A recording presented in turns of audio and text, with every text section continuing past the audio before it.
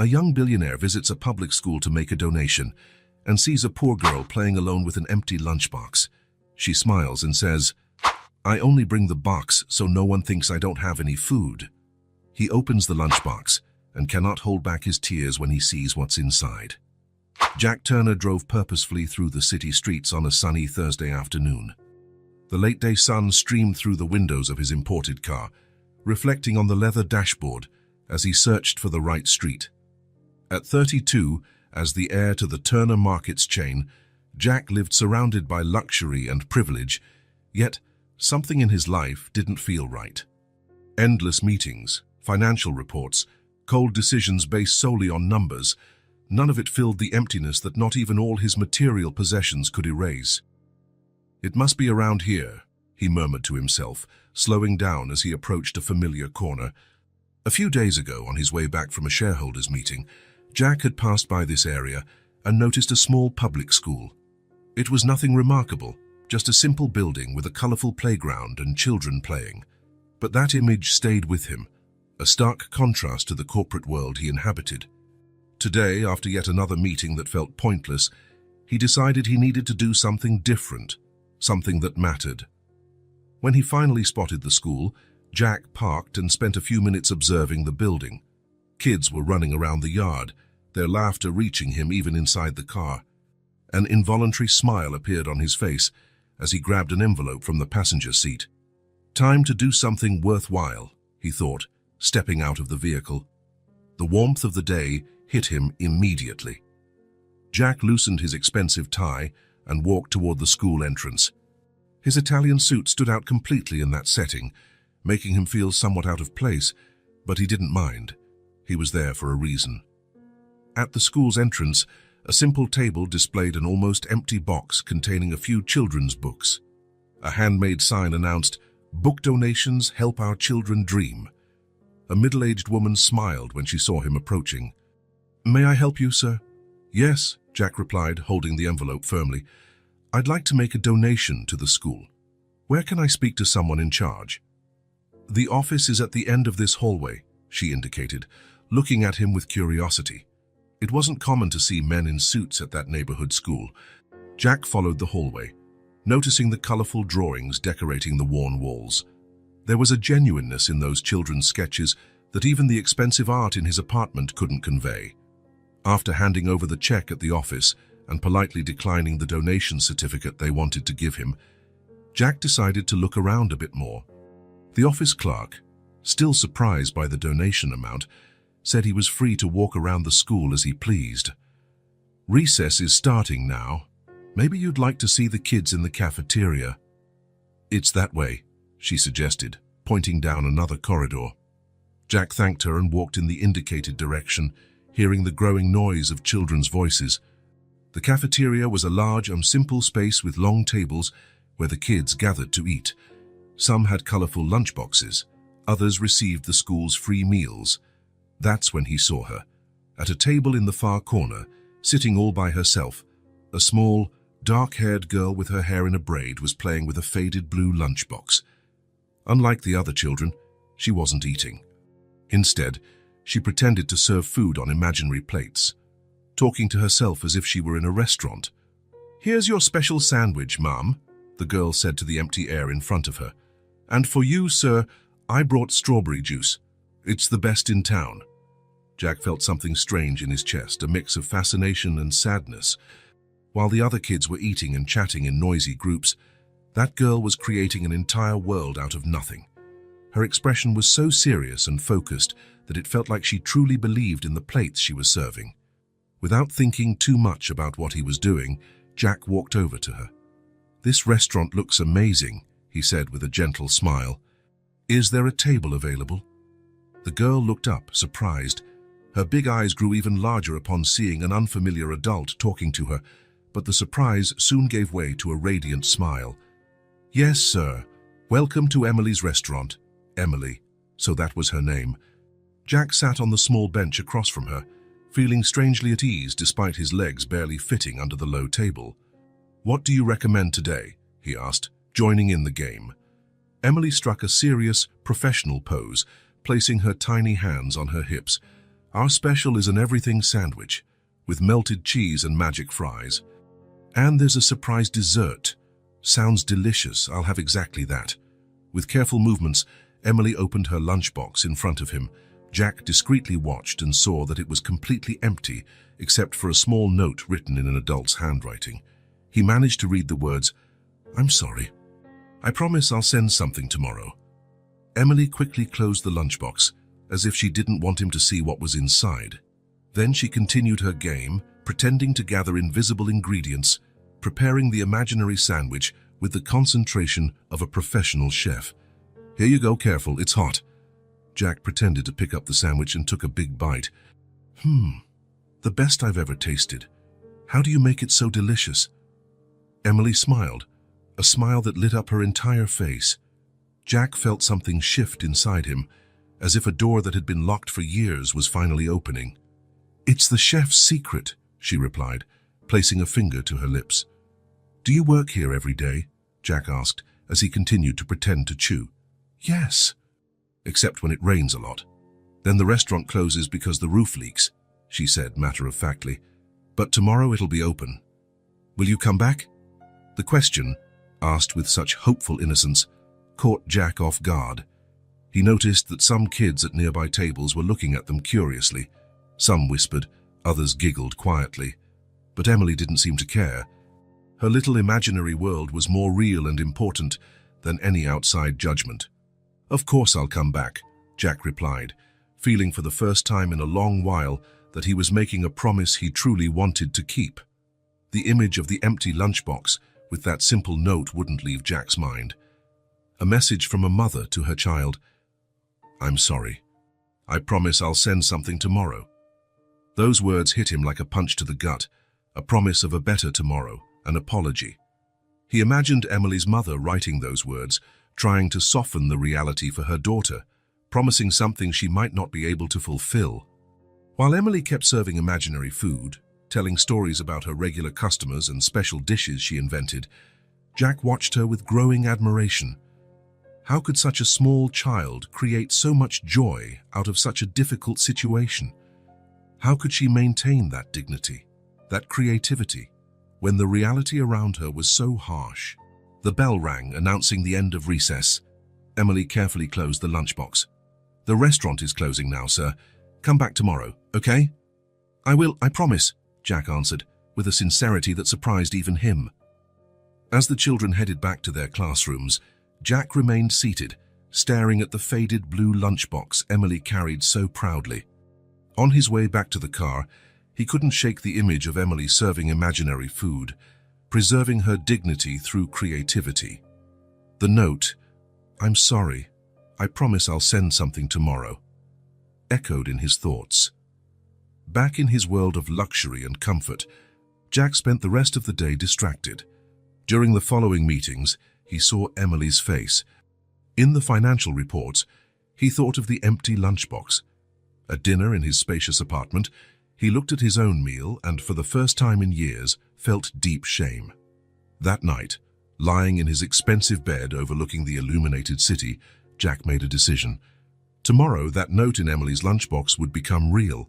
For her, there would be a different tomorrow. And for Jack too. Jack woke up earlier than usual the next morning. For the first time in a long while, he didn't need an alarm to get out of bed.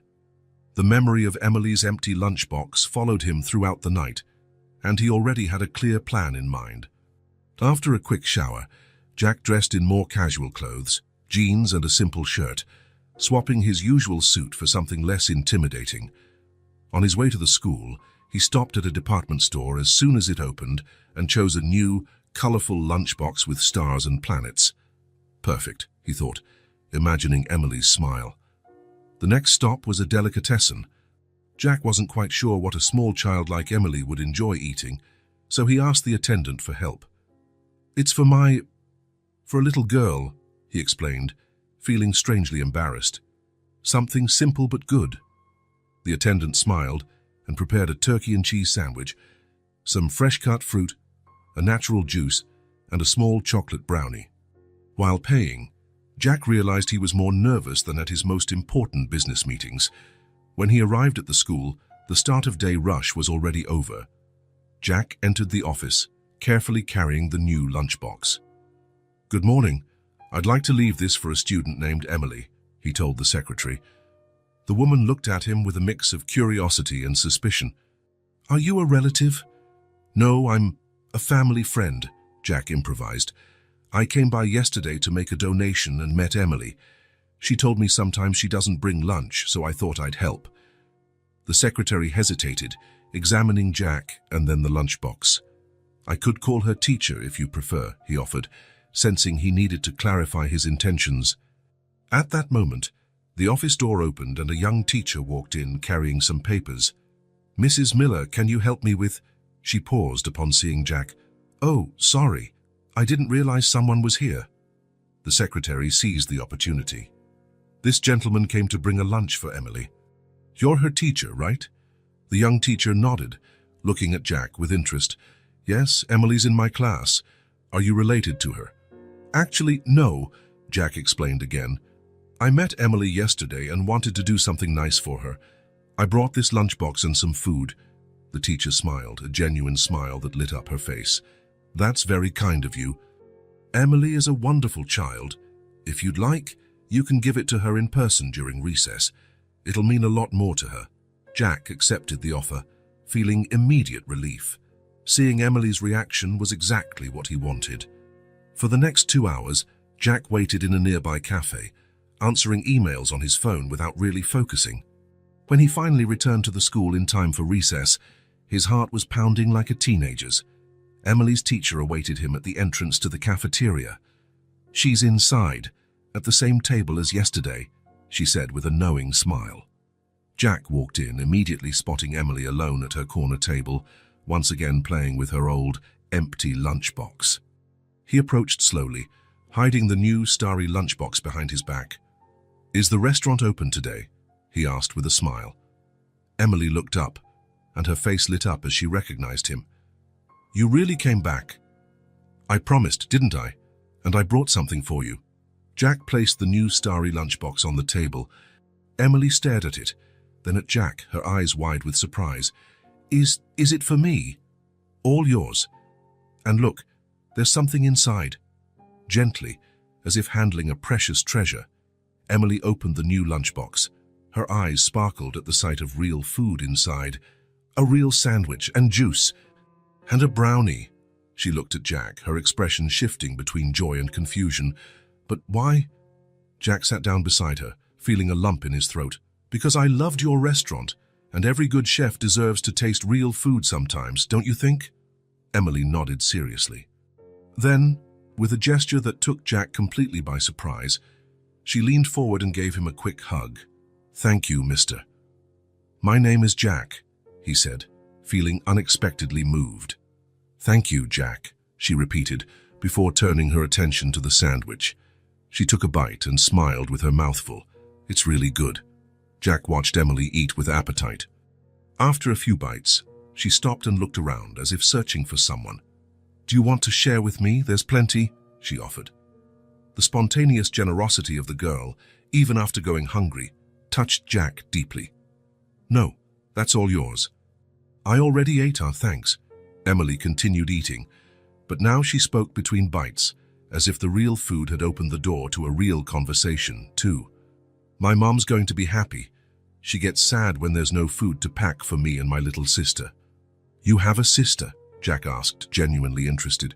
"Yeah, Lily. She's still little, only 3. She goes to daycare. The teacher there gives her food." Emily paused to take a sip of juice. "My mom works a lot, you know. She cleans houses now." "Cleans houses?" Emily nodded, her face showing an adult-like seriousness. "She lost her job at the supermarket. Now she cleans houses and sometimes sews. She does whatever she can." The girl smiled, a smile full of pride. "She's the best mom in the world." Jack felt a pang in his chest. The supermarket. Could it be that Emily's mother had worked at one of the Turner Market stores?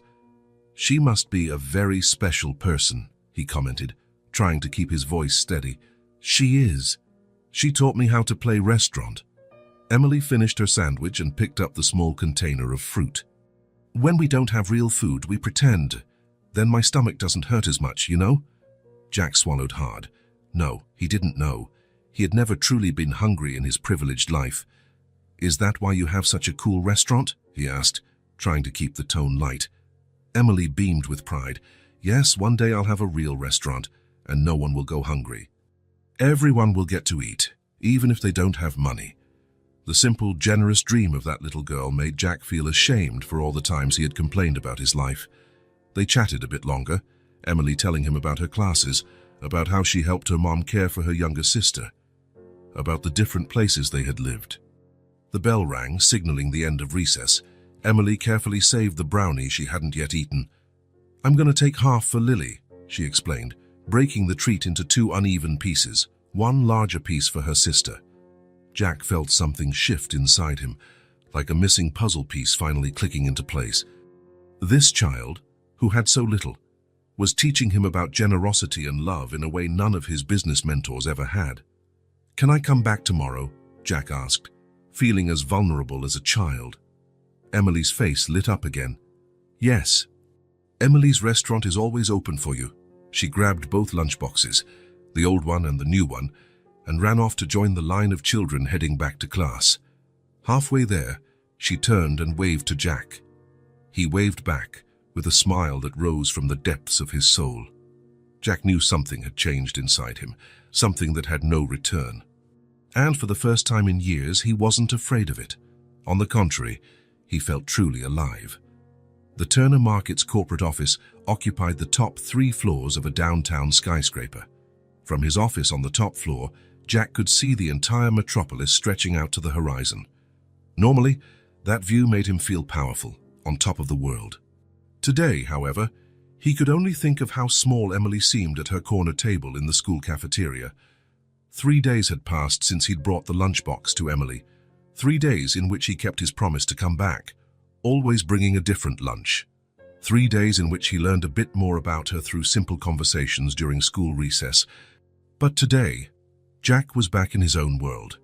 Sitting in his leather chair, he looked at his computer screen without really seeing the numbers on the spreadsheet. All he could see was Emily's smile when she received the new lunchbox. Jack, are you listening? His assistant's voice brought him back to reality. Martin was standing in front of him, holding a folder of documents, looking concerned. Sorry, Martin. What were you saying? The board meeting. It starts in 5 minutes. Jack nodded, running a hand over his face. Right. I'm on my way. Throughout the meeting, as they discussed closing 3 more stores to optimize operations and maximize profit per square foot, Jack remained restless. Each time he heard terms like necessary staff reduction and structural adjustments, he thought of Emily talking about her mom losing her job. How many single mothers were hidden in those charts? How many other children like Emily were bringing empty lunchboxes to school? When the meeting finally ended, Jack felt a weight he'd never noticed before. Instead of returning to his office, he decided to leave early.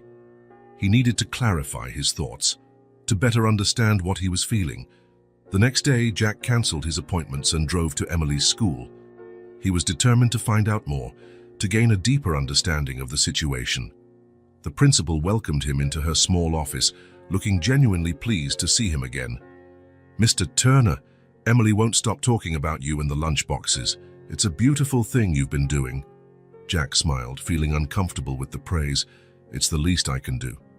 Actually, I'd like to know more about her situation, so I can help in a more effective way.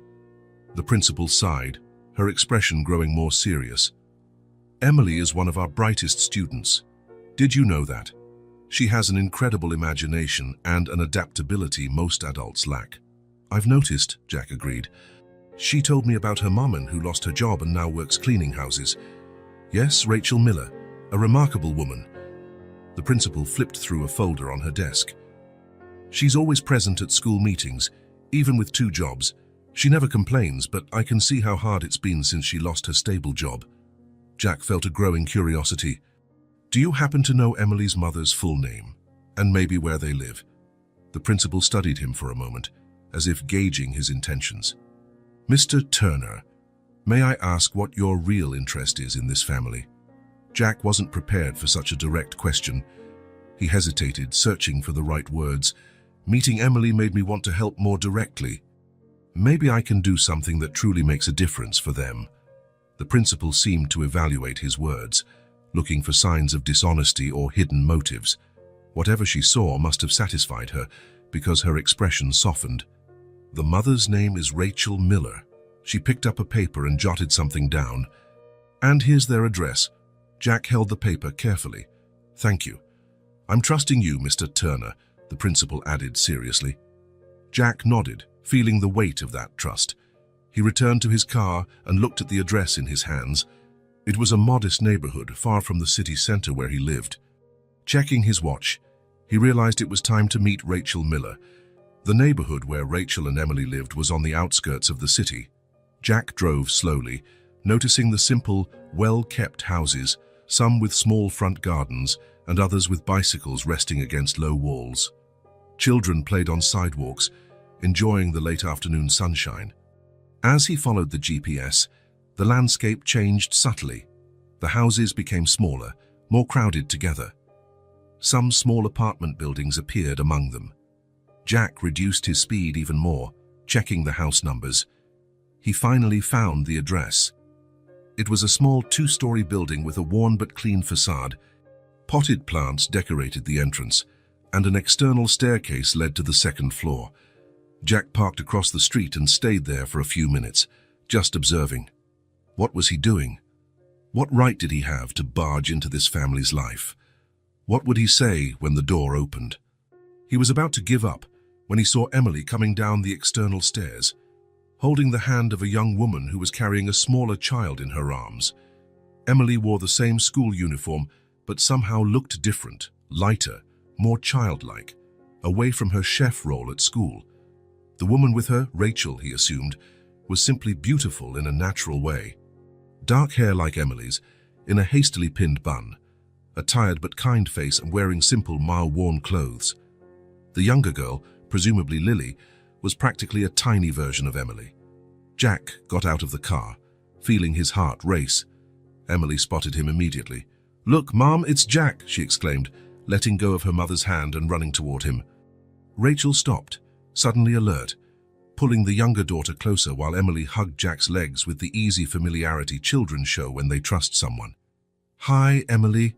Jack smiled at the girl, then looked at Rachel, who observed him with a mix of curiosity and caution.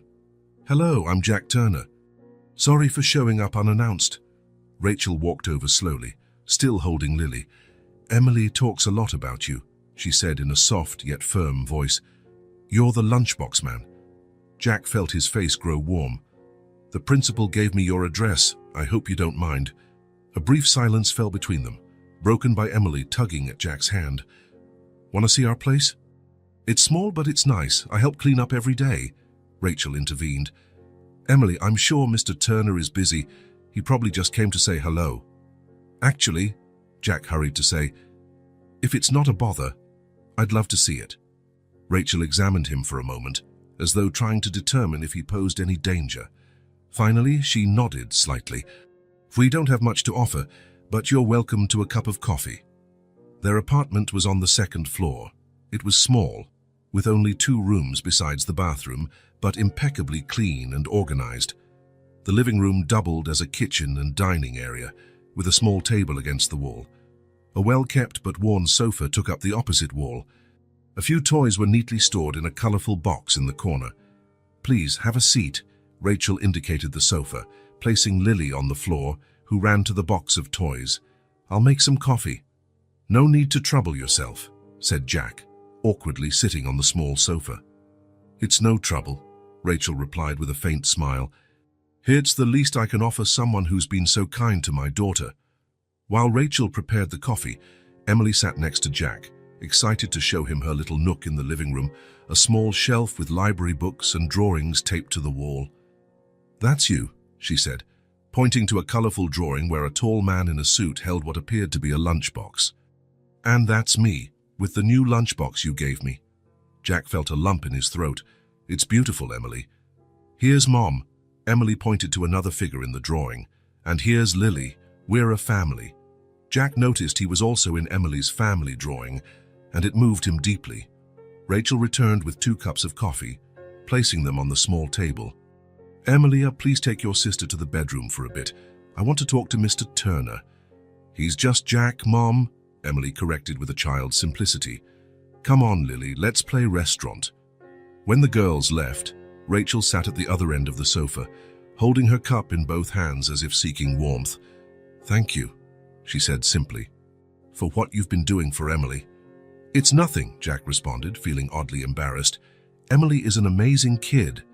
"Yes, she is," Rachel smiled, a proud maternal smile. "But it's not common for a stranger to care like this, especially someone like you." "Someone like me," Rachel gestured vaguely. "Your car, your clothes, it's obvious you come from a different world than ours." Jack couldn't argue. She was right, of course. "Emily told me about her restaurant," he said, trying to fill the silence. Rachel lowered her eyes, and Jack realized he'd touched on a sensitive point. "That was my idea," she admitted, her voice softer. When we had no real food to pack in her lunchbox, I told her to pretend it was a restaurant." She paused, taking a sip of coffee. "I never imagined she'd take it so seriously." "It's an incredible idea," Jack said sincerely. "Turning something sad into a game." Rachel met his gaze for the first time since they sat down. "You do whatever you have to for your kids, Mr. Turner, to protect them so they don't feel the weight of it all." Something in the way she spoke, in the quiet dignity of her words, made Jack want to know more. "Emily mentioned you lost your job," he ventured cautiously. Rachel nodded, placing her cup on the table. "I used to work as a cashier at Turner Markets. I was there for almost 10 years. One day they announced that store was closing. They let me go by email, no explanation, no plan. Since then, I clean houses, sew, whatever comes my way, all to keep food on the table, sometimes not even that." Jack felt as though someone had punched him in the stomach. Turner Markets, his family's company, the company he helped run. Rachel paused and smiled, looking toward the bedroom, where the girls' laughter could be heard. "But my daughter," she never complained. She'd take her empty lunchbox and still smile. She said it was only temporary, and she'd write notes to herself when I couldn't. Jack listened in silence, his throat tight. Something inside him was beginning to change definitively. This was no longer just a sad story about a stranger's family. It was a direct consequence of the decisions his family and he himself made every day without considering the people behind the numbers. "That must have been hard," he managed to say finally. Rachel shrugged, a gesture that carried both resignation and strength. "That's life for people like us. Doors close, and you have to find windows. What matters is that my girls are healthy and together. We have a roof, and most days, food. That's more than many have." Jack glanced around the small, clean apartment, listened to the girls laughing in the next room. He thought of his own penthouse, huge and empty. How many meetings had he attended where they talked about staff optimization and downsizing unprofitable units? How many Rachel Millers had been affected by his decisions? "I didn't know," he said, more to himself than to her. "How could you?" Rachel answered, without bitterness in her voice. "The people making those decisions never see who's on the other side. To them, we're just numbers on a spreadsheet." A heavy silence settled between them, broken only by the girls' laughter in the other room. "I want to help," Jack said finally, looking directly at Rachel. "Really?" Rachel studied him for a moment, as if trying to read his true intentions. "Why? Why do you care what happens to us?" It was a fair question, and Jack had to be honest. "Because Emily showed me something I'd never seen before. Her courage, her imagination, her generosity even when she had nothing to give." He paused, choosing his words. "I want to do something that truly matters, for the first time in my life." Rachel didn't respond immediately. From the bedroom, they heard Emily explaining to Lily how to serve customers in her imaginary restaurant. "You seem like a good man, Jack," Rachel said at last, "but we don't need charity. We need dignity, honest work, knowing tomorrow won't be worse than today." Jack nodded, feeling the weight of those simple, truthful words. He didn't have an immediate answer, but he knew he couldn't just go back to his normal life after today. after seeing the home behind that lunchbox. Emily ran back into the room, holding a drawing. "I made this for you, Jack," she announced, handing him the colorful paper. It was a new drawing of Emily's restaurant, but this time with customers at the tables, including Jack, Rachel, and Lily. "It's the best restaurant in the world," Jack said, his voice choked with emotion. He looked at Rachel and saw something in her eyes, a mix of motherly protectiveness, pride, and perhaps, just maybe, a faint glimmer of hope. Jack walked down the stairs of the small building with heavy steps. The sky was already darkening, painting the city in deep shades of blue. Rachel's words still echoed in his mind. Turner Markets, his company, his family, his responsibility. Sitting in his car, he didn't start the engine right away. He needed a moment to process everything he'd discovered. Sometimes life's coincidences were cruel. Of all the children with empty lunchboxes, he'd found Emily, the daughter of a former employee of his family's company.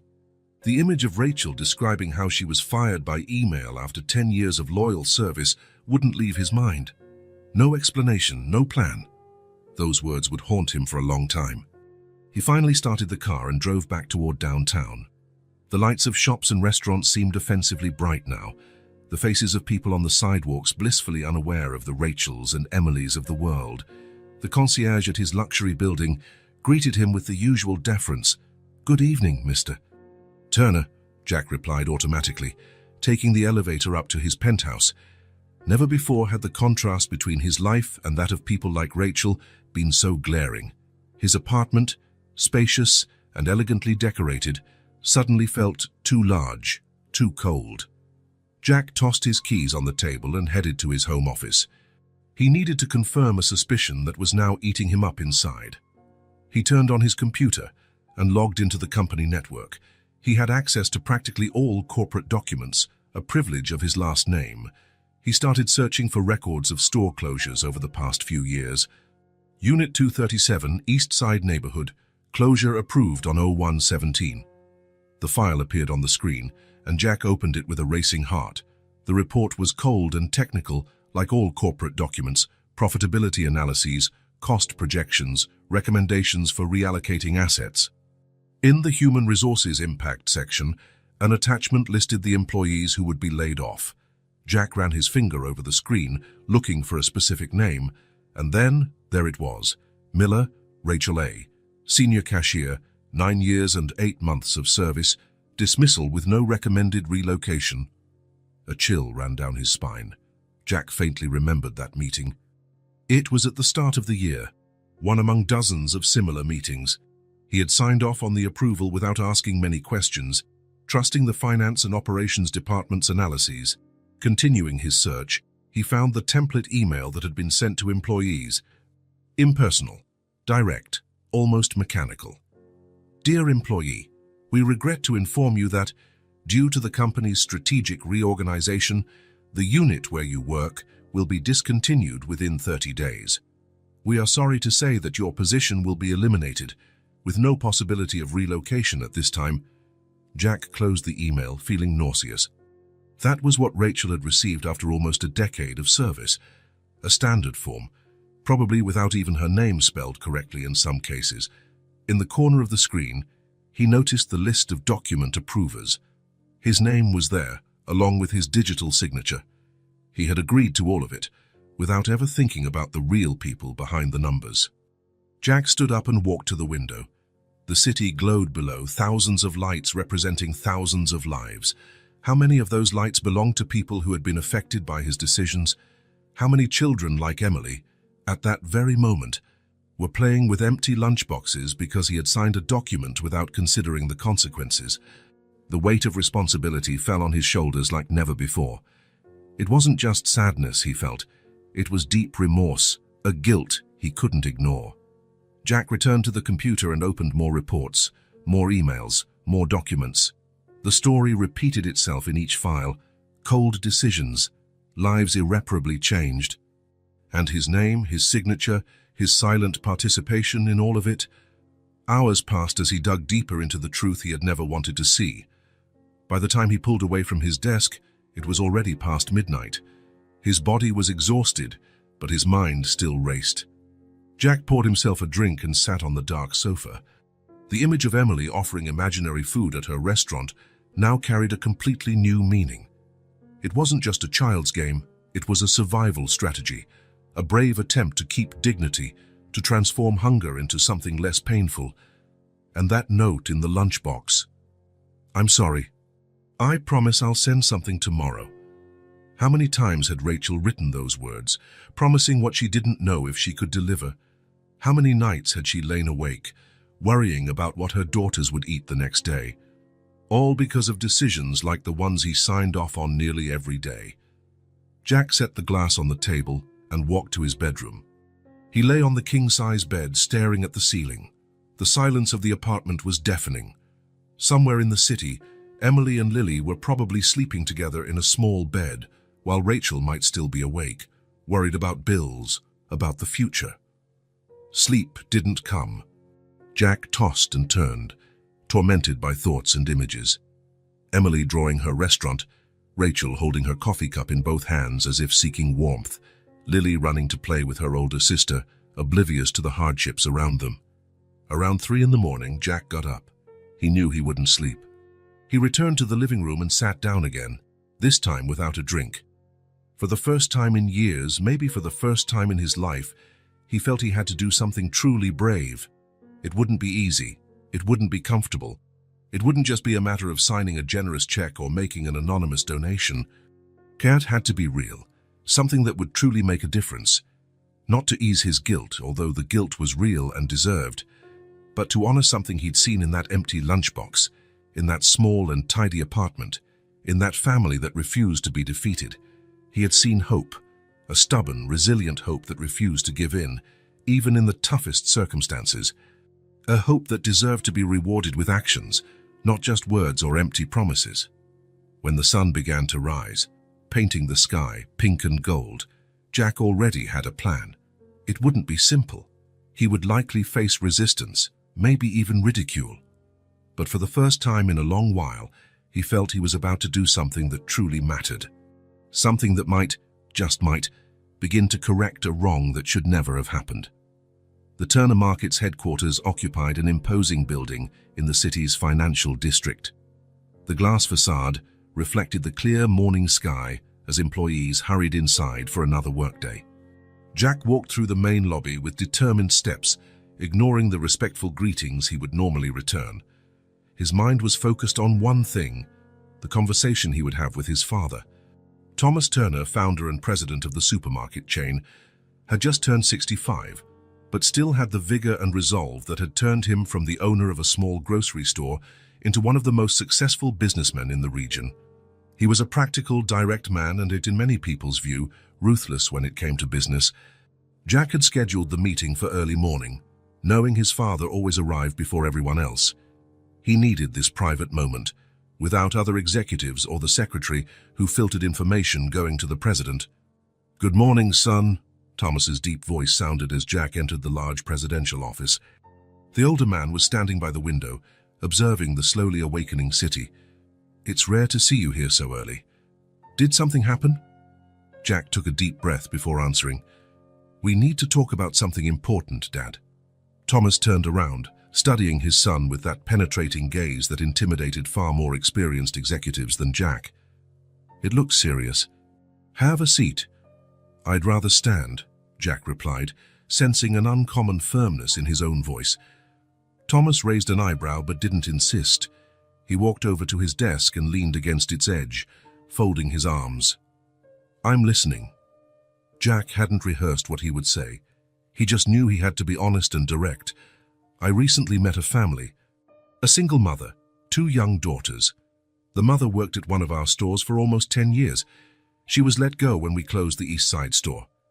Thomas remained impassive. "We've closed many stores in recent years, Jack. It's part of the business. The unprofitable ones make way for us to invest in more promising locations." "I know. I signed off on almost all those approvals." Jack paused. "But I'd never seen the other side of the equation. The real people affected by our decisions." "Business is business," Thomas replied with a sigh. "We can't save everyone." I'm not talking about saving everyone. I'm talking about this specific family. Jack stepped closer, maintaining eye contact. Her name is Rachel Miller. She was fired by email with no adequate notice, no transition plan. Now she cleans houses to support her daughters. The older one, Emily, brings an empty lunchbox to school and pretends she's serving food. Thomas frowned. How did you meet this family? It's a long story. The important thing is that I saw firsthand the impact of our decisions I helped make. A heavy silence filled the office. Thomas studied his son with a complex expression, a mix of surprise, respect, and perhaps a trace of concern. So, what do you intend to do about it? He asked at last. Jack had been expecting this question. I want to rehire her. Give her a new position in the company with stability and respect. Something that makes use of her skills and experience, but also offers a better future for her and her daughters. Thomas uncrossed his arms and walked slowly to the coffee machine in the corner of the room. He poured himself a cup before replying, You know we can't make exceptions like this. We have protocols, hiring policies. If we do this for one former employee, we'll have to do it for all. I'm not asking us to change the company's entire policy, Jack countered, standing his ground. I'm saying that, in this specific case, we made a mistake, and I want to fix it. Thomas took a sip of his coffee, watching his son over the rim of the cup. Something in Jack's gaze seemed different, a determination Thomas wasn't used to seeing. Why is this so important to you, Jack? It's just one among hundreds of layoffs we approve every year. Jack thought for a moment. It was a fair question. Because I saw the face behind the numbers, Dad. I saw a dignified woman struggling to keep hope alive for her daughters.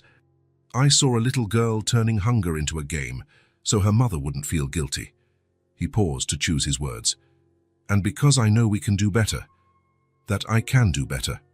Thomas set his cup on the desk and studied his son in silence. Behind his serious expression, something like pride began to form. Are you willing to take personal responsibility for this? He finally asked. Find a suitable position for her, train her if necessary, ensure it works for the company and for her. I am, Jack answered without hesitation. That's exactly what I want to do. Thomas walked until he stood face to face with his son. It won't be easy. The board will question it. Other executives will talk. Some will say you're acting out of sentimentality rather than business logic. Let them talk. Jack kept his gaze steady. I'm not trying to revolutionize the company. I just want to correct something we did wrong. And maybe in the process, remind everyone that there are real people behind every decision we make. A flicker of a smile crossed Thomas's usually serious face. You know, your grandfather used to say that a good business benefits all parties involved. Maybe we've lost sight of that a bit in recent years. He paused. All right, Jack. You have my approval to rehire her. But it's your responsibility entirely. Jack nodded, accepting the challenge. Thank you, Dad. Don't thank me yet, Thomas replied, returning to his desk. The hardest part is yet to come. You'll have to tell this woman the truth, who you are, and what role you played in her dismissal. Then you'll have to convince her to come back to the same company that discarded her. Jack had already thought of that. The idea of revealing his identity to Rachel scared him, but he knew it was necessary. I know, and that's what I plan to do. I don't want to hide anything. I want to fix this mistake in the most honest way possible. Thomas sat down in his chair, regarding his son with a new expression, as if truly seeing him for the first time. You've changed, Jack. What happened? Jack thought of Emily and her imaginary restaurant, of Rachel and her quiet dignity, of Lily and her uncertain future. Let's just say I finally understand the real meaning of what we do here, he replied simply. When he left his father's office, Jack felt a mix of relief and apprehension. The easiest part was done. Now he had to face Rachel, tell her the truth, and hope she'd accept his proposal. It wouldn't be an easy conversation. But nothing that truly matters ever is, a lesson he was only beginning to learn. Jack drove slowly through the streets of the neighborhood, each block bringing him closer to a conversation that could change everything or end before it began. The small building where Rachel and the girls lived looked more intimidating today. It was late Saturday afternoon, a time Jack had confirmed with the school principal, as the best chance to find Rachel at home. He parked his car and stayed there for a few minutes, mentally rehearsing what he would say, how to explain who he really was, how to talk about his part in the decision that changed her life. There was no easy way, only the honest way. With that thought, Jack got out of the car and headed to the building. He climbed the external stairs with heavy steps, feeling each one as part of a redemption path that had just begun. When he knocked on the door, he heard children's laughter on the other side. That sound calmed him a bit. He remembered why he was here. It wasn't about him or his guilt. It was about doing the right thing. Rachel opened the door, wearing simple home clothes with her hair pulled into a casual ponytail. Her face registered surprise, followed by a timid smile. "Jack, we weren't expecting you today." Before he could answer, Emily came running up behind her mom, Lily trailing just a few steps behind. "Jack, did you come to play restaurant with us?" He smiled at the girl, feeling the weight of what he was about to reveal. "Hi, Emily. Actually, I came to talk to your mom about something important." Rachel noticed the seriousness in his voice and nodded. "Emily, take Lily to the bedroom and show her that new game you got from school, okay?" Emily looked ready to protest, but something in her mother's expression made her agree. "Okay, but then can Jack play with us?" "We'll see," Rachel answered, running a hand through her daughter's hair. "Go on now." Once the girls were gone, Rachel invited Jack inside, indicating the couch. "Would you like some coffee?" "No, thank you," he replied, remaining on his feet. He felt too restless to sit. "Rachel, I need to tell you something. Something I should have said from the start." She crossed her arms, a posture that instinctively showed defense. "What is it?" Jack took a deep breath. "Now or never. My full name is Jack Turner. My family owns Turner Markets." The silence that followed was deafening. Rachel stared at him, frozen, as if processing each word slowly. Her eyes widened, and the color drained from her face. "Turner Markets." Her voice was almost a whisper. "Yes," Jack confirmed, keeping his gaze steady, despite the urge to look away. "The company you worked at for almost 10 years. Rachel stepped back, as if she needed physical distance to process the information. Her eyes, once warm, now scrutinized him with confusion and distrust. "Why didn't you tell me before? Why—" She stopped, realization dawning on her face. "Is that why you got close to Emily? Because of my dismissal?" "No," Jack said quickly. "When I met Emily, I had no idea who she was. It was a coincidence, I swear. I only found out the connection after I first visited you, when you mentioned working at Turner Markets." Rachel backed away further, sitting down on one of the chairs by the small dining table. Her eyes remained locked on Jack's, searching for any hint of falsehood. "Why are you telling me this now?" Jack approached slowly, keeping a respectful distance. "Because you deserve to know the whole truth." He paused, choosing his words carefully. "Rachel, I'm not just the son of the owner, I'm one of the executives who approved the closure of the store where you worked." The impact of that revelation hit Rachel like a wave. Her shoulders sagged, and she raised a hand to her lips to stifle her reaction. "You—" She couldn't finish the sentence. Jack felt his throat tighten. It was even worse than he'd imagined. Seeing Rachel's face, the real pain in her eyes, was far different from thinking abstractly about affected employees. "When I found out, I went digging into the records. I saw your name on the layoff list. I saw the impersonal email we sent. I saw there was no attempt to find another position for you, despite your great track record." Rachel stayed silent, just watching him, as if each word were another blow. "What I'm trying to say, Rachel, is that I'm so sorry. Deeply." Jack took another step forward, almost pleading with his eyes. "I never thought of the real people behind those decisions, the real impacts, the families, the empty lunchboxes." At the mention of the lunchboxes, Rachel's expression shifted. A flicker of vulnerability crossed her face, soon replaced by a closed expression. "Why are you telling me all this now? What do you want from me?" "Forgiveness." Her voice trembled slightly, but there was a firmness to it as well. Dignity. Jack shook his head. I didn't come expecting forgiveness. I came because you deserve to know the truth. And also, he hesitated, aware of how his next words might sound. I came to offer something concrete. Not as charity, but as a way to correct a wrong. Rachel waited, still wary but clearly intrigued.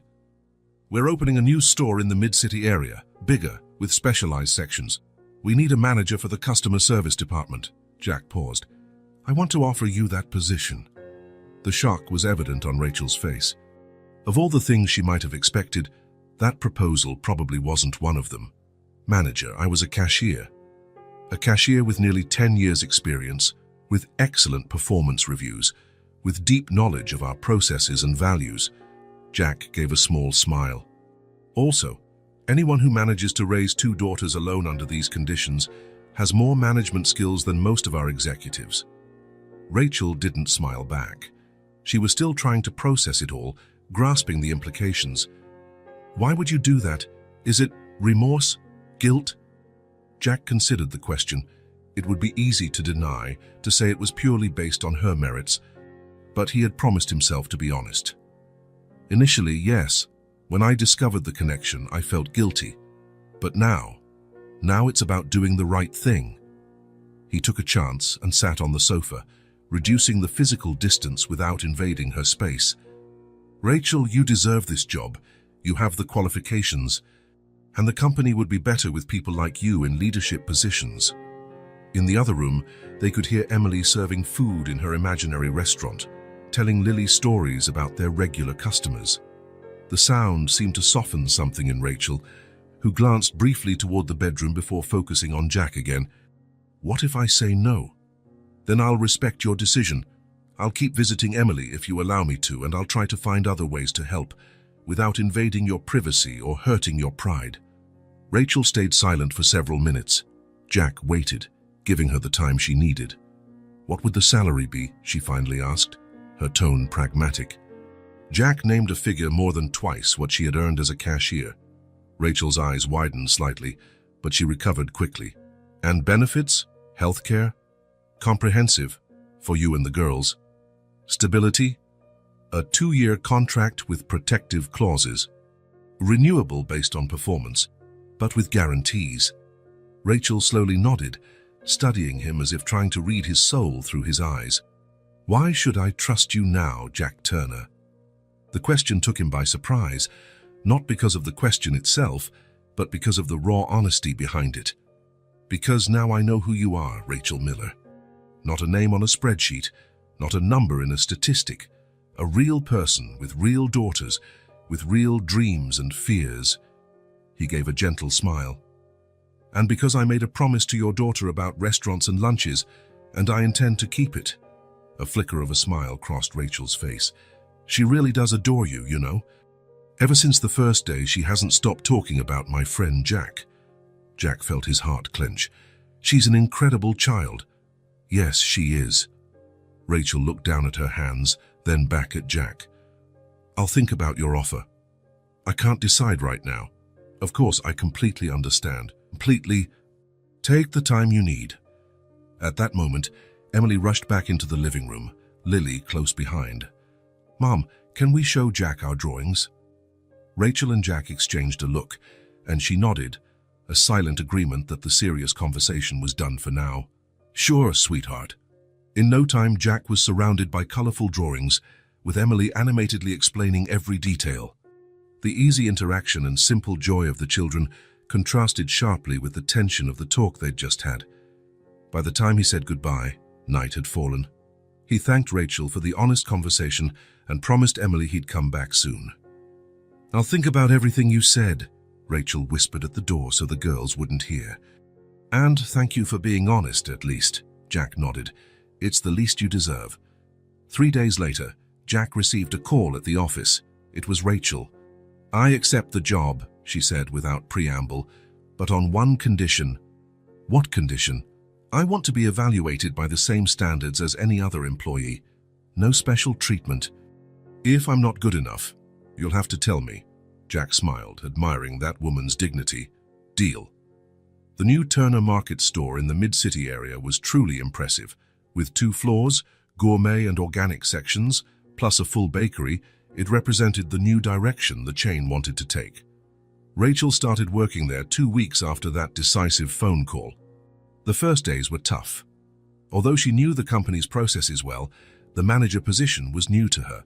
There was a learning curve, and some suspicious glances from other managers who wondered how a former cashier had gotten such a promotion.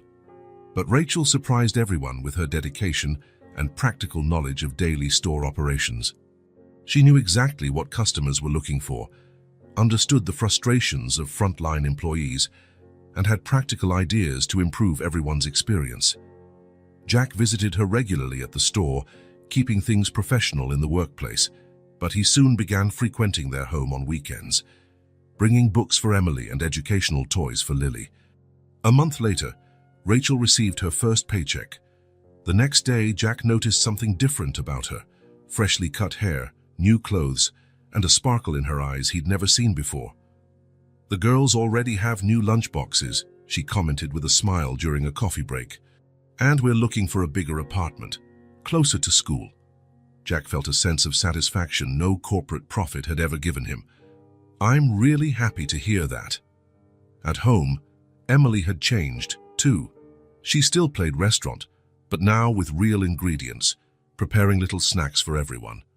Her smile, always present, seemed even brighter, and her colorful drawings now showed a happy family: herself, Lily, Rachel, and more often, Jack. The relationship among the three, Jack, Rachel, and Emily, grew quietly with every visit, every conversation, every shared meal. There were no grand declarations or lavish promises, just mutual respect and a genuine affection that developed naturally.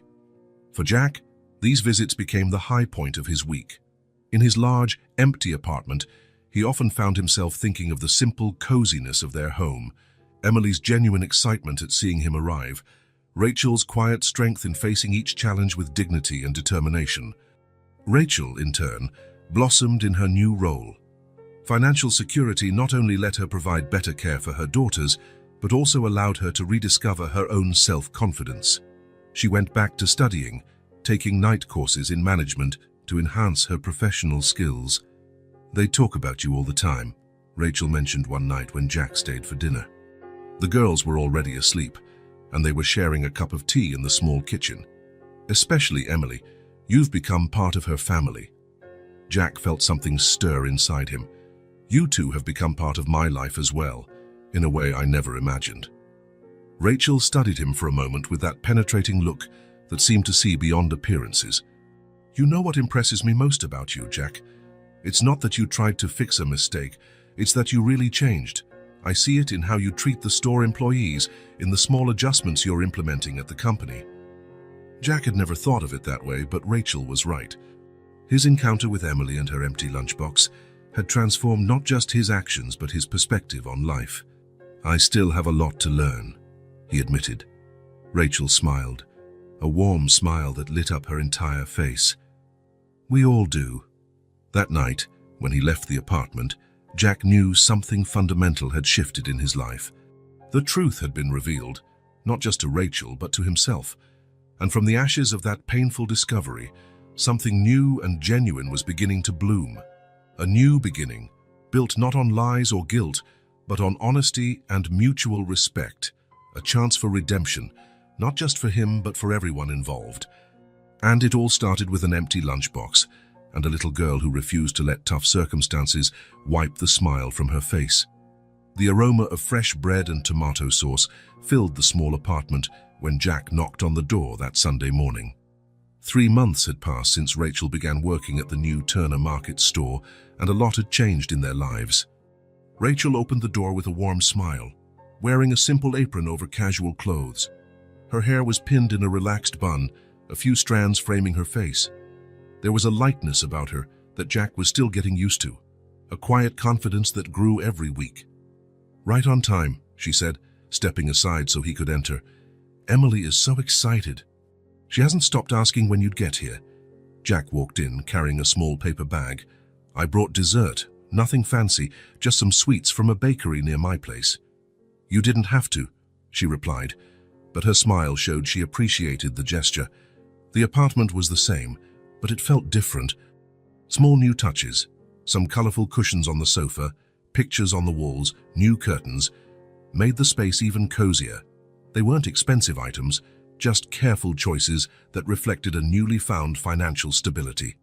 "Jack!" Emily's enthusiastic voice came from the small open-concept kitchen. She ran toward him, wearing a tiny apron that matched her mom's. "You really came. Come see, I'm helping with the pasta." Jack crouched down to receive her hug, a ritual that had become routine between them. "I wouldn't miss it for the world, and judging by the smell, it's going to be the best pasta in town." Emily grabbed his hand and pulled him toward the kitchen. I stirred the sauce, and I put the cheese in. Mom let me cut the tomatoes, too, with a real knife. "Under my supervision," Rachel added, smiling as she followed them. The small kitchen was bustling with activity.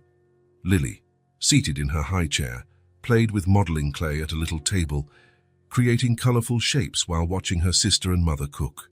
"What can I do to help?" Jack asked, genuinely wanting to participate. Rachel seemed about to say it wasn't necessary, as usual, but stopped herself. "You can make the salad. The ingredients are already set aside." Jack took off his jacket and rolled up his sleeves, feeling comfortable in the tight space where three people moved in near-perfect coordination. Emily narrated every step of the pasta-making process with the intensity of someone hosting a cooking show. "We used to do this every Sunday at our old apartment," she told him as she sprinkled more cheese on the pasta. "But then it got hard, because my mom worked a lot and didn't have money to buy the good stuff. Now we do it again." Rachel and Jack exchanged a glance over Emily's head, a look full of unspoken meaning. Children's simple honesty often revealed more than lengthy adult conversations. "And what's the best part of cooking?" Jack asked, trying to divert from the emotional moment he saw in Rachel's eyes. "Eating afterward," Emily replied, prompting laughter from everyone. Food prep continued amid stories and laughs. Rachel described her early kitchen disasters when trying to impress Emily's grandmother. Jack shared memories of the time he tried to cook dinner to impress his first girlfriend and nearly set his apartment on fire. "You had a girlfriend?" Emily asked with the straightforward curiosity of children. "A long time ago," Jack answered, chopping tomatoes for the salad. "Why don't you have one now?" Emily pressed on. "Emily," Rachel gently scolded. "That's very personal." Jack smiled. "It's okay. Maybe I never found the right person. Or maybe I was too busy working to notice when I did." His eyes met Rachel's for a moment, and something unspoken passed between them before they both looked away, slightly embarrassed. When they finally sat down at the table, the simple meal felt like a banquet. Homemade pasta with fresh tomato sauce, a crisp salad, still warm bread, and some roast chicken Rachel had prepared earlier. Nothing fancy or expensive, but made with care and affection. "Can we say thanks?" Emily asked, extending her hands to her mom and Jack. Rachel nodded, holding Lily's hand with one of hers and Emily's with the other. Jack completed the circle, holding hands with both girls. The gesture was new to him, but strangely comforting.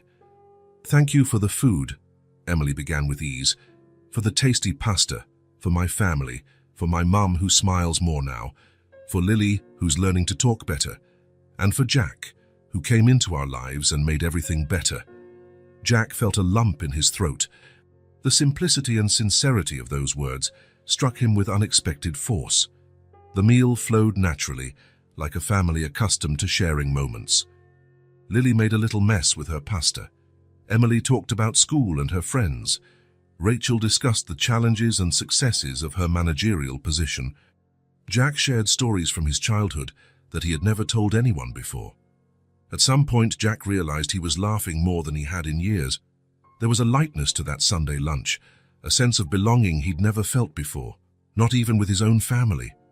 When they finished eating and the children left the table to play, Jack helped Rachel clean up, working in a comfortable silence that didn't need filling. "Thank you for coming," Rachel said at last, putting away the last dishes. "It means a lot to the girls." "And to you," Jack ventured, risking a level of honesty he usually avoided. Rachel smiled, open and genuine. "It means a lot to me, too." Later, As they all settled into the small living room to watch a movie Emily had picked out, Jack found himself looking at the faces around him. Rachel, relaxed and smiling.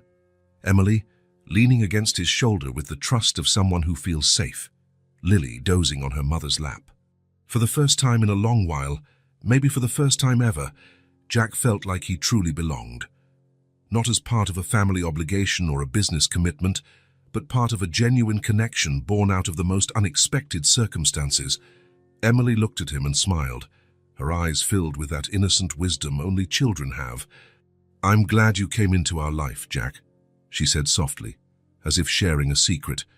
Jack smiled back, unable to put into words how much that simple family had transformed his own life.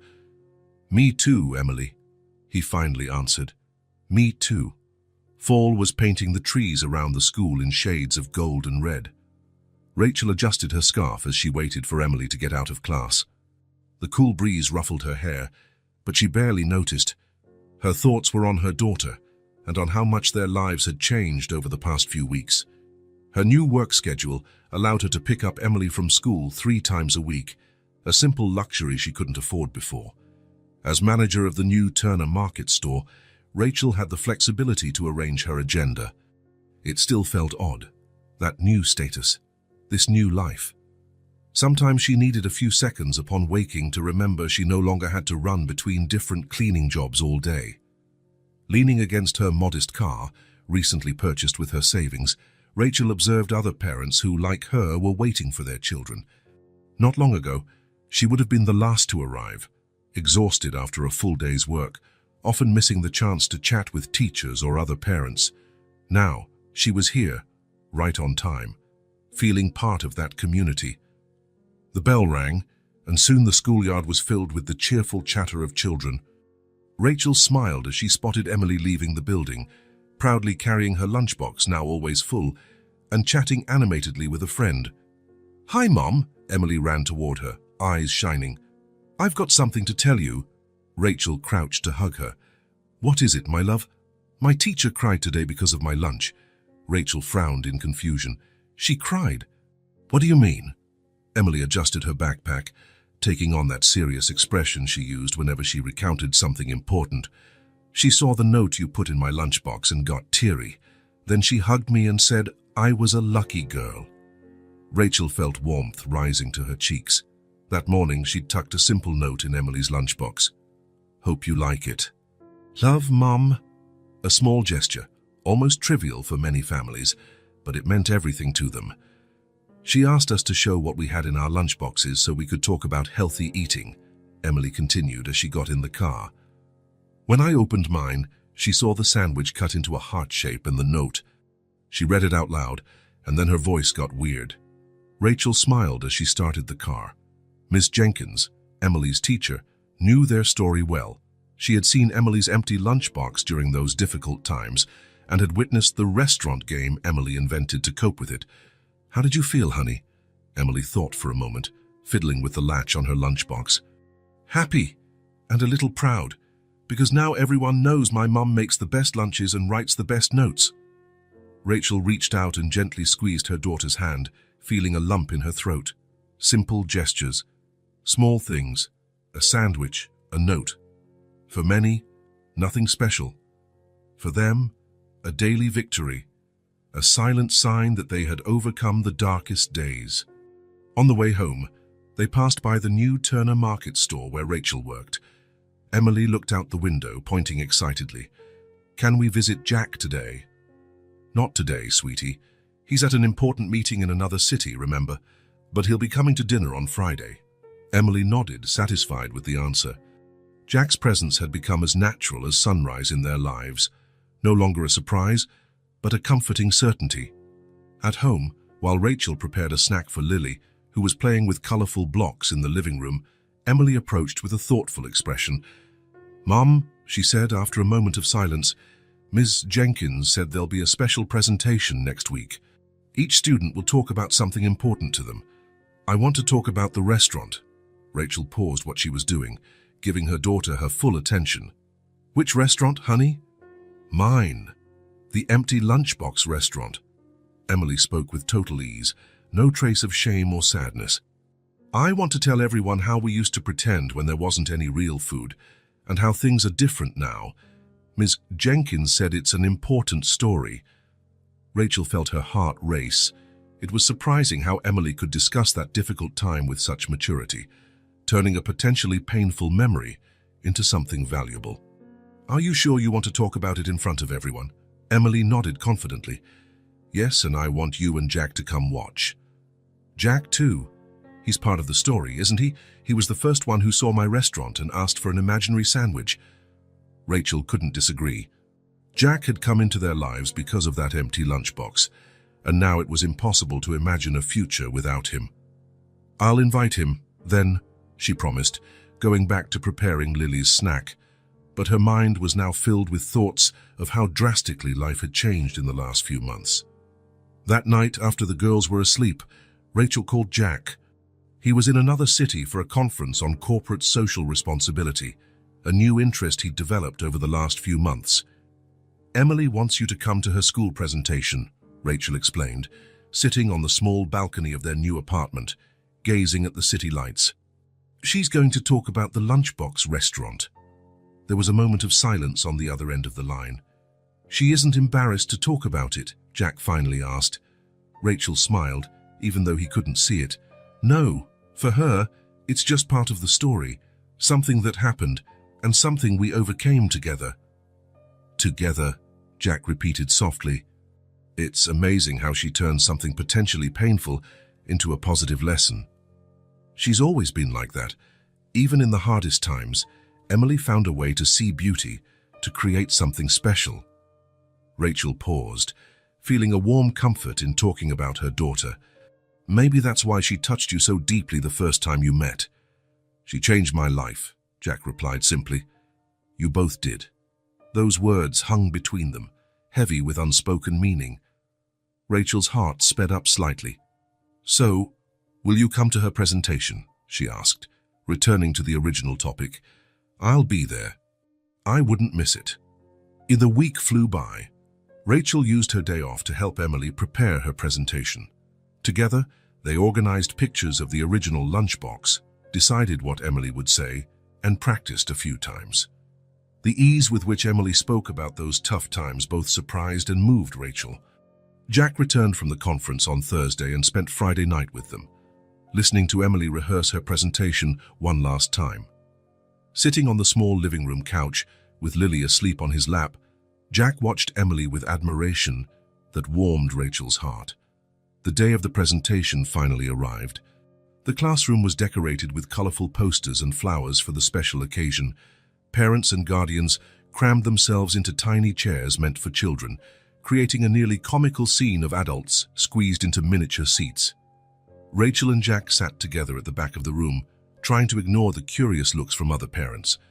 Jack's regular presence in Emily's life had inevitably sparked speculation within the small school community. I'm nervous, Rachel whispered, smoothing the simple but elegant dress she'd chosen for the event. Jack smiled, a smile seemingly reserved for her alone. It's going to be great. Emily is great. Ms. Jenkins began the event, explaining that each student would talk about something meaningful in their lives, a person, an object, a memory. The presentations started, with kids going up one by one to the makeshift stage at the front of the room, talking about pets, vacation trips, and favorite toys. When it was Emily's turn, Rachel felt Jack reach for her hand and give it a brief squeeze, a silent gesture of support they'd grown accustomed to sharing. Emily looked tiny in front of the audience, but her posture was confident. She held up her old, faded blue lunchbox in one hand and the new, colorful one Jack had given her in the other. My name is Emily Miller, and I'm going to talk about how food is a form of caring. The simplicity and depth of that opening statement caught everyone off guard. For such a small child, it was an extraordinarily profound observation. This is my old lunchbox, Emily continued, lifting the worn object. Before, we didn't have much money, and sometimes it stayed empty. But my mom taught me to pretend it was a restaurant. Rachel felt her eyes burning. Next to her, Jack sat still, absorbing every word. I used to pretend to serve food to other kids. It was fun, and that way nobody knew I didn't have real lunch. Emily smiled, without a hint of self-pity. My mom would write me notes, promising that soon we'd have real food again. She always kept her promises, even if it was just a little bit of bread. The room was completely silent. Some parents looked uncomfortable, perhaps confronted with a reality they preferred to ignore. Others were visibly moved. Miss Jenkins watched with tears threatening to spill. One day, a man came to the school and asked to sit in my restaurant. Emily looked directly at Jack, her face lighting up. It was Jack. He was my first real customer. He pretended to eat my imaginary food and came back the next day with a new lunchbox filled with real food. Jack looked down, visibly emotional. Rachel gave his hand a gentle squeeze. Now my mum has a good job, and our life changed. My lunchbox is always full. Emily held up the new, colorful one. But I still play restaurant sometimes, because I learned that food isn't just to kill hunger, it's a way to show you care. Emily paused, scanning the audience with a seriousness far beyond her few years. When someone makes food for you, they're saying, I care about you. When you share your lunch, you're saying, you matter to me. My mom always took care of me, even when we almost had nothing. And now she can show that care with special lunches and loving notes. Rachel could no longer hold back her tears. They ran silently down her cheeks. Jack wasn't doing much better, discreetly blinking away tears. So when you eat today, remember that food is more than just food. It's care, it's love, it's family.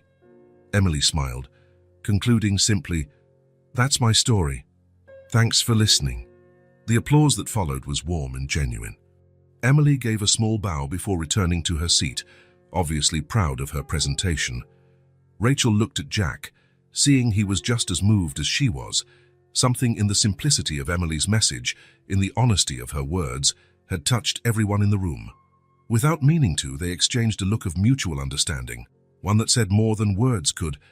When the session ended and the kids were released for a brief reception in the courtyard, several parents approached Rachel, offering kind words and admiring looks.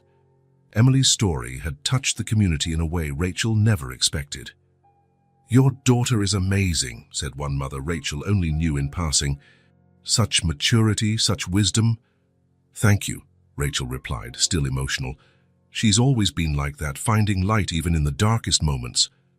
Jack stayed by her side throughout the reception, a calm and reassuring presence. Their interactions did not go unnoticed, shared smiles, natural closeness, the way they seemed to orbit each other even while talking with other people. Ms. Jenkins approached, holding Emily's 2 lunchboxes. She asked me to keep both, the teacher explained. She said they're both important to her story.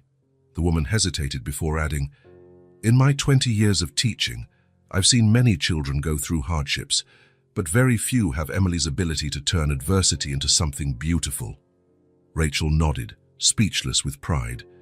She looked over her shoulder, searching for Emily, and saw her at the center of the courtyard, surrounded by classmates, probably sharing more about her restaurant. Even from a distance, Rachel could see the sparkle in her eyes, the confidence in her gestures. I think I learn more from her than she does from me, Rachel commented quietly. Jackie, who had joined them, smiled. I agree. Emily has a wisdom most adults never reach. Ms. Jenkins glanced from one to the other, a small smile on her lips. You make a lovely family, she said, before moving on to greet other parents. The word family lingered in the air between them. Neither spoke about it, but both felt its weight, its promise, its truth yet to be fully expressed. Driving back home, with Emily asleep in the back seat after the excitement of the day, Rachel and Jack spoke in hushed voices. Would you like to have dinner with us tonight? Rachel asked. Emily mentioned she wants to cook something special to celebrate her presentation. I'd love to, Jack replied. I need to stop by my apartment to grab some documents, but I can be at your place in an hour. When they arrived at the apartment, Emily woke up energized after her quick nap. Discovering that Jack would return for dinner, she insisted on making something special. I want to make macaroni and cheese. Can I, Mom? It's super easy. You just need to help me with the stove, Emily said, already taking off her school uniform and changing into casual clothes. Rachel agreed, charmed by her daughter's enthusiasm. They spent the next hour in the kitchen, preparing a simple meal with love. Lily, awake from her own nap, sat in her high chair, helping by stirring her own bowl of pretend ingredients. When Jack arrived, he was greeted by the inviting smell of homemade cooking and the sound of laughter coming from the kitchen. He paused at the entrance, watching the domestic scene, Rachel stirring something on the stove, Emily hopping at her side giving instructions, Lily gleefully banging a spoon in her little bowl. "Jack!" Emily exclaimed when she saw him. "Right on time! We're making special mac and cheese to celebrate." Rachel glanced over her shoulder and smiled, a smile that warmed Jack from within. "I hope you're hungry," she teased. "Starving," he replied, stepping into the small kitchen. "Need me to do anything?" "You can set the table," Emily instructed. "But it has to be fancy, like in a real restaurant." Jack took that job seriously, arranging the simple table with the care of a maître at a fine dining establishment. He found cloth napkins in a cabinet and folded them into elegant shapes, placing utensils neatly. Emily supervised with approval, occasionally directing him on where to place the cups or how to fold the napkins more precisely. When they finally sat down to eat, the table was transformed, simple yet special. Small candles, found in a drawer, lit the center, and each place setting was thoughtfully arranged. "Welcome to Emily's restaurant," the girl announced formally, taking on the role of hostess. "Tonight's dish is special mac and cheese, made by the chef and her assistant." Rachel smiled at Jack across the table, her eyes shining in the candlelight. There was a comforting intimacy in that moment, a sense of belonging both felt but had yet to name. Emily served the mac and cheese with the intense focus of a professional chef, ensuring each plate got the same amount and topping them with freshly chopped parsley. "To make it look pretty like on cooking shows," she explained. "Before we eat, I want to make a toast," Jack said, raising his glass of water. "To the best presentation I've ever seen, and to the most talented chef I know." Emily blushed happily, raising her own glass. "And to the best customer of my restaurant." Rachel completed the toast. "To family." The simple word echoed around the table, laden with meaning. The glance Rachel and Jack exchanged confirmed a silent understanding, an unspoken promise. The meal was lively, with Emily recounting her favorite moments from the presentation, Lily occasionally chiming in with half-formed words, and Rachel and Jack trading stories about their days. To an outside observer, they looked like any normal family, sharing a meal, laughing together, creating memories. And in many ways, that was exactly what they had become. After dinner, while Emily insisted on showing Jack her latest drawing in the bedroom, Rachel began clearing the table. Through the open doorway, she watched Jack patiently sitting on the floor, admiring Emily's artwork as she explained every detail. The scene was so natural, so right, that Rachel felt a warmth spread in her chest. Out of adversity, something beautiful had taken root, not just financial security or material comfort, but a deep, meaningful human bond. When Jack finally said goodnight late that evening, there was a moment at the door, just a brief instant, where everything seemed possible. Rachel felt his gaze linger on her lips, saw his slight inclination forward, then his respectful, hesitant retreat. "Thank you for dinner," he said quietly. "It was perfect." "Anything made with love tastes good," Rachel replied, echoing Emily's words from her presentation. Jack smiled, understanding the reference. "See you tomorrow." "See you tomorrow," she affirmed. After closing the door, Rachel returned to the kitchen to finish cleaning. On the table, she found the napkin Jack had used, folded carefully into a heart shape. Underneath it, a hastily scribbled note that read, "Food is love, family is strength. Thank you for letting me be part of it." Rachel tucked the note into a kitchen drawer, along with the other little treasures she collected, Emily's drawings, Lily's early scribbles, and now this scrap of paper symbolizing a new beginning, a new possibility, a future once deemed impossible. Simple things, little things, notes in lunchboxes, family dinners, glances exchanged by candlelight, simple things that turn out to be the strongest of all. Spring skies were a clear, bright blue as Jack parked his car in front of the school. The shade of a blossoming tree protected the vehicle from the early afternoon sun. He glanced at his watch. He was 10 minutes early for dismissal. He'd arrived sooner on purpose, to have a few moments to think. Over the past months, this modest school had become a special place in his life. It was where everything began, where he had met Emily and her little imaginary restaurant. In a way, it was where he himself had been reborn. Jack smiled at how his routine had changed. Beforehand, his days were filled with endless meetings, purely numbers-based corporate decisions, and lonely nights in his luxury apartment. Now, his schedule included Wednesday dinners at Rachel's house, picking Emily up from school on Mondays and Thursdays, and even attending school meetings. His life had gained a purpose beyond the Turner name, beyond the family business, beyond gathering wealth and power. Rachel and her daughters had shown him a world where small gestures carried deep meanings, where genuine human connections mattered more than material achievements. The distant sound of the school bell broke his reverie. Jack got out of the car and walked toward the gate, joining the other parents and guardians waiting there.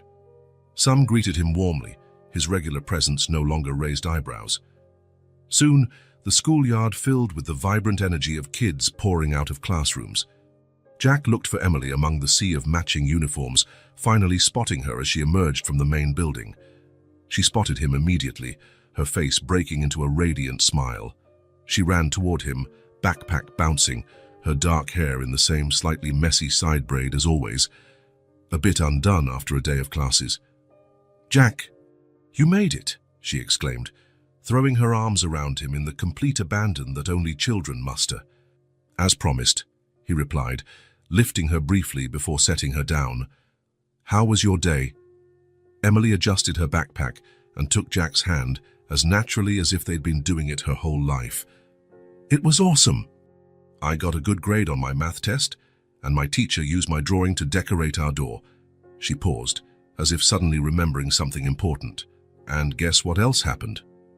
"What?" asked Jack, genuinely curious, as they made their way toward the car. "I shared my lunch with Mia today. She never brings anything, and so I said she could have half of mine. Like you did for me once." Jack felt his chest tighten. He stopped in mid-step, gazing at this tiny child whose heart seemed bigger than her whole body. The simplicity of her gesture, her spontaneous generosity, the natural way Emily turned her own difficult past into empathy, all of it moved him deeply. "That was really kind of you, Emily," he said, his voice slightly choked. Emily shrugged, as though it were no big deal. "Mia's nice, and my mum's sandwich was too good not to share. It had melted cheese and everything." As they continued to the car, Jack glanced over the schoolyard. His newly aware eyes noticed details he might have missed before: a girl quickly hiding an empty lunchbox so her friends wouldn't see, a boy sitting alone, pretending not to be hungry, another child watching sadly as classmates ate. How many more Emilys were here? How many other empty lunchboxes? How many imaginary restaurants opened every day in that yard? In the car, Emily chatted happily about school, about Mia, about a science project she was working on. Jack listened, responded, asked questions, but part of his mind was racing in another direction.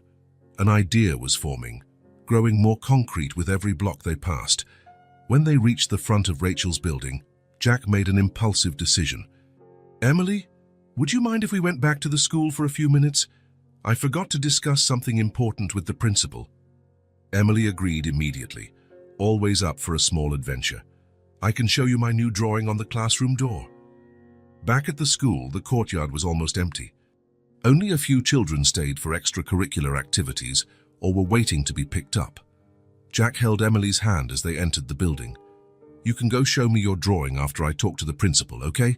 I promise I won't be long." Emily nodded and ran off down the hallway toward her classroom, knowing the route by heart. Jack headed for the principal's office, a new resolve in his step. The secretary recognized him, and after a brief call, said the principal could see him.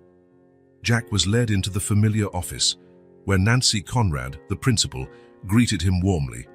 "Mr. Turner, what a pleasant surprise. Is Emily all right?" "She's great," Jack answered, taking a seat. "Actually, I'm here about something that involves her and the whole school." The principal leaned forward slightly, showing interest. Jack organized his thoughts, wanting to express exactly what he felt. Today, Emily told me she shared her lunch with a classmate who didn't have any food. It reminded me of when I shared food with her a few months ago. And it got me thinking.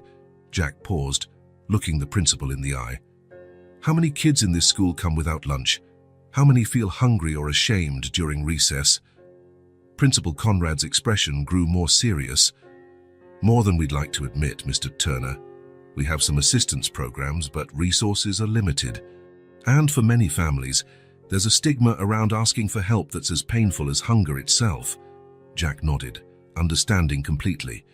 He had seen that dignified pride in Rachel when he first met her, refusing to show the extent of her struggles. That's why I'm here. I want to help. Let's provide food for all the children from now on. No one should feel ashamed for not having a lunch, and no one should go hungry. The principal stared at him for a moment, as if trying to process what she'd just heard. Mr. Turner, are you talking about a complete meal program? Jack finished. Breakfast and lunch for every child, every day. No distinctions, no need to single out who can or can't afford it. Good food, nutritious for everyone. Nancy Conrad adjusted her glasses, visibly moved. That would be extraordinary. But the cost? Turner Markets will provide it all, Jack said firmly. Fresh, nutritious, varied food. We can start next week if you agree. The idea had emerged impulsively, but the more Jack spoke, the more convinced he became that it was the right thing to do. It was a tangible way to turn his own path toward redemption into something bigger, something that would impact not just Emily but dozens of other children. Principal Conrad still seemed to be absorbing the proposal. It's very generous, Mr. Turner. We'd need school board approval, but I'm sure— Leave that to me, Jack interrupted gently. I'll prepare a formal proposal with all the necessary details. I have connections on the board who can help speed up the process. Nancy Conrad studied him for a moment, as if seeing something new in his face. Why are you doing this, Mr. Turner? The question was simple yet profound. Jack thought of Emily's empty lunchbox, of her smile as she served imaginary food, of her generosity in sharing with Mia. He thought of Rachel, fighting to keep her dignity in the worst times. Because I learned that sometimes the things that seem small, a lunch, a note in a lunchbox, can mean everything to someone. And because I can make a difference, Principal Conrad reached across the desk and clasped Jack's hand. You have no idea what this means for them, for us. Jack smiled, this time without guilt, but with purpose. The following week was intense. Jack assembled a team at Turner Markets to develop the program. Nutritionists were consulted, suppliers were contacted, contracts were drafted. Rachel became an invaluable consultant, offering practical insights and a deep understanding of the community's needs. Jack personally presented the proposal to the school board. Leveraging all his influence and powers of persuasion, he was surprised to find that, when the cause was genuine, his business acumen became even more effective. The following Monday, the Lunch for Everyone program was officially launched. A small kitchen was set up on school grounds, equipped with appliances donated by Turner Markets. 2 employees were hired specifically to prepare fresh meals every morning. 3 days later, Jack returned to the school to deliver additional supplies he had promised. Books for the library, art materials, sports equipment that complemented the meal program. He'd insisted that the project be comprehensive, addressing not only physical hunger, but also the hunger for knowledge, expression, and experiences. Walking into the school courtyard, he was greeted by a heartwarming sight. Kids were scattered everywhere, all enjoying the same healthy meals. No separation, no stigma. Laughter filled the air, and there was a new atmosphere, lighter, happier. As soon as Emily saw him, she ran over, her face radiant as ever. Jack! Today the school gave lunch to everyone, she exclaimed, gesturing excitedly to the courtyard. Now nobody feels embarrassed. Mia smiled. Jack knelt down so he was at her level, feeling a wave of emotion he didn't try to hide. Emily threw her arms around his neck in a spontaneous hug. You're my best friend, she said softly, with the pure sincerity only children possess. Jack hugged her back, feeling those simple words echo inside him, reaching places he hadn't known existed. "And you're one of the most important people I've ever met," he replied, equally sincere. When Emily went back to play with her friends, promising to show Jack her new drawing before they left, he continued toward the principal's office to drop off the extra supplies. On the way, he passed a newly installed bulletin board in the main hallway. "Lunch for Everyone Project, What It Means to Me," read the title. Below it, dozens of colorful drawings made by the students, one in particular, placed at the center of the board, immediately drew his attention. It showed a little girl with a braid standing next to a tall man holding a lunchbox, surrounded by smiling children. In the corner of the paper, in childish, crooked letters, was written, "Thank you, Jack." The drawing was simple, done with a child's limited technique, but it conveyed an emotion and gratitude that touched Jack deeply. He stood there, just taking it in, absorbing the significance of this little token of thanks. A gentle hand touched his shoulder. Jack turned to see Rachel beside him, smiling that smile that had become an anchor in his life. "The principal called me after you left yesterday. I asked for a few hours off today to see the program in action," she explained. "This is incredible, Jack. What you've done, I have no words."